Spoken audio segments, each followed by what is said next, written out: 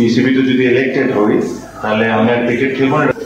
তবে আমি মনে হয় যে আমার স্পিচে জিনিসটাই ক্লিয়ার করেছি। আমার কাছে মনে হয় যে sports adviser, cabinet secretary, NSC secretary যেহেতু এই জায়গায় ডাইরেক্টলি ডিসিদেরকে একটা নির্দেশনা দিচ্ছেন, যেটা আমরা ফিল করি, আমার কাছে এই জিনিসটাই মনে হয় যে এই জায়গায় কোনো কারোর ইন্টারফারেন্স থাকা উচিত না। সেটা একটা ফেয়ার ইলেকশন হওয়া উচিত। আর ওনারা যেসব জায়গায় ওনারা রেসপেক্টেড, যেসব জায়গায় ওনারা বসে আছেন, আমার এটাও মনে হয় সাথে করে যে যারাই ইলেক্টেড হয়ে আসুক তাদেরকে তাদেরকে ওনারা ওয়েলকাম করা উচিত, রাদার দেন ওনাদের একটা প্যানেল থাকা উচিত, যেটা বিভিন্ন সময় আমরা বুলবুল ভাইয়ের মুখে শুনেছি যে উনি স্পোর্টস অ্যাডভাইজার যদি চান তাহলে উনি ইলেকশন করবেন। সেটা তো উনি নিজের মুখেই ক্লিয়ার করে দিচ্ছেন, এটা তো আমি আর বলছি না, ওনারাই বুলবুল ভাই নিজেই ক্লিয়ার করেছেন কয়েকবার, অসংখ্যবার। তো আমার কথা হলো যে ওনারা কোনো পক্ষ না নেই, যারাই ইলেকশন করবে, যারাই ফেয়ার ইলেকশনে ইলেক্টেড হয়ে আসবে সবারই তাদের, যেহেতু ওনারা এখন গভর্নমেন্টে আছেন তাদের লোক সবাই নিতে হবে। কোনো স্পেসিফিক অমুকে হবে এরকম না, সবাই একটু আপনার প্রশ্নের উত্তরটা দিতে চাই। যিনি সরকারের এখন স্পোর্টস অ্যাডভাইজার বা স্পোর্টস সেক্রেটারি, তারা কি সরকারকে প্রতিনিধিত্ব করছে না? অতএব তাদের প্রতিটা অ্যাকশনের প্রত্যেকটা ফলাফলই এটা সরকারকেই বহন করতে হবে, দায়ভার সরকারকেই নিতে হবে প্রত্যেকটা অ্যাকশনে। ধন্যবাদ। বিসিবিতে যদি ইলেক্টেড হই তাহলে আমি আর ক্রিকেট খেলবো না, এটা জানা। বাট কোনো জায়গায় লেখা নাই যে আমি খেলতে পারবো না, ঠিক আছে? সো আমাকে এই কারণে অফিসিয়ালি রিটায়ারমেন্ট ঘোষণা দেওয়ার কোনো প্রয়োজন নেই। তারপরে আপনি যেহেতু কোয়েশ্চেনটা করেছেন, আমি আপনাকে বলে দিলাম, আমি যদি ইলেক্টেড হই তাহলে আমার ক্রিকেটের সাথে কোনো ধরনের কোনো সম্পর্ক থাকবে না। এই দেশে যদি অন্য কোনো চ্যারিটি ম্যাচ হোক, এই হোক সেই হোক, সেটা তো আমি খেলতেই পারি। কিছু এমনও জিনিস ঘটেছে যেগুলো আমি আপনাকে প্রমাণ সহ দিতে পারবো না, যেগুলো বরাবরই করা হয়েছে। আবার ঠিক কিছু এমন জিনিস ঘটেছে যেটা আপনাদেরকে প্রমাণ সহ দিয়ে দেওয়া হবে। আমি শিওর আপনারা কাগজে পেয়ে যাবেন। তো আমি শুরু করি first, if I am not wrong, 6 সেপ্টেম্বরে ইলেকশন কমিশন গঠন করা হবে। এখন তারপরের থেকে যখনই আপনার ইলেকশন কমিশন গঠন করা হবে, যতটুকু আমার আইডিয়া বলে, এরপরে যে কমিউনিকেশন হবে ইলেকশন কমিশনে করা হবে।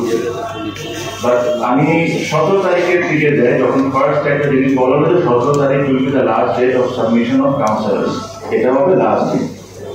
এটা হঠাৎ করে ডিরেক্টরদের গ্রুপে একটা মেসেজ আসলো, বিসিবি ডিরেক্টরদের গ্রুপে। আমি যখন বিসিবি ডিরেক্টরদের কথা বলছি, আমি ওই অথরিটি নিয়ে বলছি যে তাদের সাথে আমার কথা হয়েছে, তারা আমাকে কনফার্ম করেছেন এই বিষয়গুলো, আর ওই হিসাবে কিন্তু আমি জিনিসটা বলছি, এটা না যে একটা আন্দাজি কথা। এখানে 17 তারিখে হঠাৎ করে 16 তারিখ বা ওনাদেরকে জানানো হলো যে এই টাইমটা আমরা এক্সটেন্ড করবো, এটা 17 থেকে আমরা 19 তারিখে নিয়ে যাওয়া হবে। সেকেন্ড, আবার 19 থেকে এটাকে 22 তারিখ পর্যন্ত নিয়ে যাওয়া হলো। প্রথমবার যখন এই টাইমটা এক্সটেন্ড করে, তখন তাদের যে ডিরেক্টর গ্রুপ আছে ওখানে যখন এই প্রস্তাবটা আসে, তখন ওখানে 3-4 জন ডিরেক্টর এটার সাথে একমত ছিলেন, দেখে এই জিনিসটা 19 তারিখে গেল।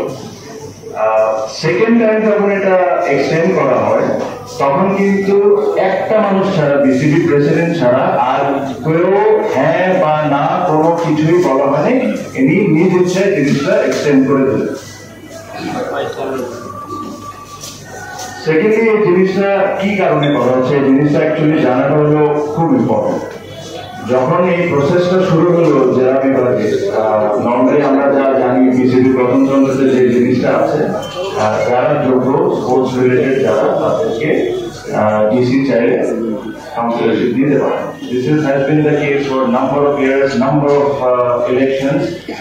বাট এইবার সাডেনলি একটা জিনিস নতুন লক্ষ্য করলাম যে অ্যাডহক কমিটি একটা করা হলো, অ্যাডহক কমিটি থেকেই দিতে হবে। এই কথাটা কিন্তু কোনো জায়গায় আমাদের কনস্টিটিউশনে কোনো জায়গায় উল্লেখ করা নেই। এখন মডেল বিষয় হলো, আপনারা কিছুদিন আগে নিজেরাও দেখেছেন, যখন যাকে ইচ্ছা অ্যাডহক কমিটি থেকে সরাই দিয়ে অ্যাডহক কমিটিতে ইনক্লুড করা। তো এইভাবে করে যদি ওনারা ইলেকশনটা করতে চান, তাহলে যারা ইলেকশন হলো না, তো সিলেকশন হলো না। It should be open for everyone. আমি Ishraq Hossain, brothers united. Brothers union ক্লাবের পক্ষ থেকে কাউন্সিলর হিসেবে আমি বিসিবি একজন কাউন্সিলর হিসেবে আমাকে মনোনীত করা হয়েছে।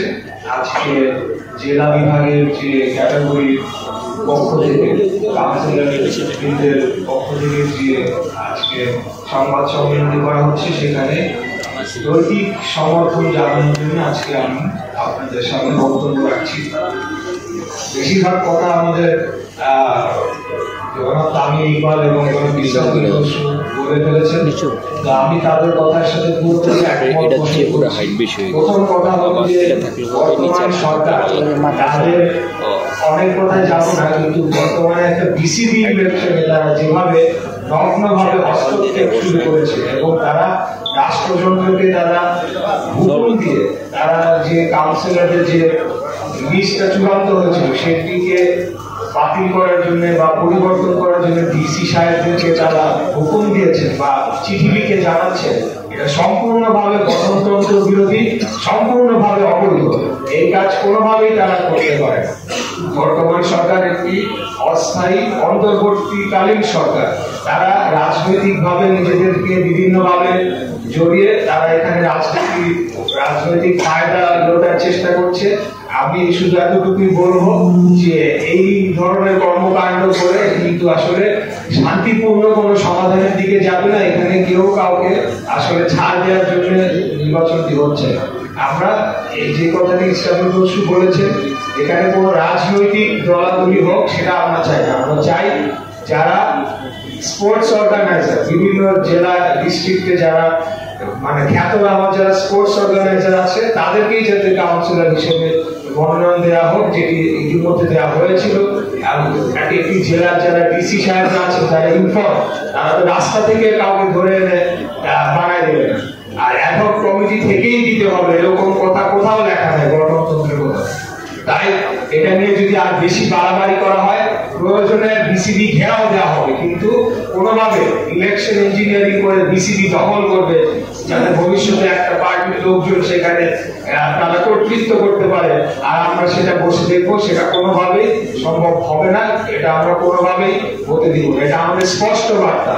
কোনোভাবেই এই যে ডিসি সাহেবদের উপর চাপ প্রয়োগ করে যদি কাউন্সিলর পরিবর্তন করার যে প্রয়াস তারা নিয়েছে সেদিকে যদি তারা এগিয়ে নিয়ে যাওয়ার চেষ্টা করে, তাহলে এখানে আমরাও তাহলে এখানে রাজনৈতিকভাবে সেটাকে মোকাবেলা করার জন্য যে কোনো সময় প্রস্তুত রয়েছে। এখানে আমরা রাজনীতি করতে আসি না। যে কথাটি বারে বারে বলা হচ্ছে, কেন আপনারা বিসিবি এর আগে আপনারা অন্যান্য ইলেকশনের ক্ষেত্রে একই কাজ করেছেন, কেন আপনারা বিসিবিতে এখানে রাজনীতি প্রবেশ করানোর চেষ্টা করছেন? আমরা কি স্বৈরাচারী খুনি হাসিনার আমলে দেখি নাই?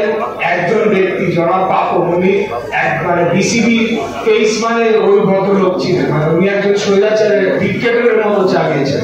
এখনো আমরা দেখছি যে সেই রাহু থেকে আমরা বিসিবিকে মুক্ত করতে পারি না, স্পোর্টস এরিয়াকে আমরা মুক্ত করতে পারি না। বিভিন্ন জায়গায় হস্তক্ষেপ করা হচ্ছে। এই হস্তক্ষেপ অবিলম্বে বন্ধ করুন, তা না হয়তো আমরা আমাদের যে প্রতিবাদের যে প্রয়োজনীয় যে ভাষা পন্থা সেটিকে আমরা বেছে নিতে বাধ্য হব। ধন্যবাদ সবাই।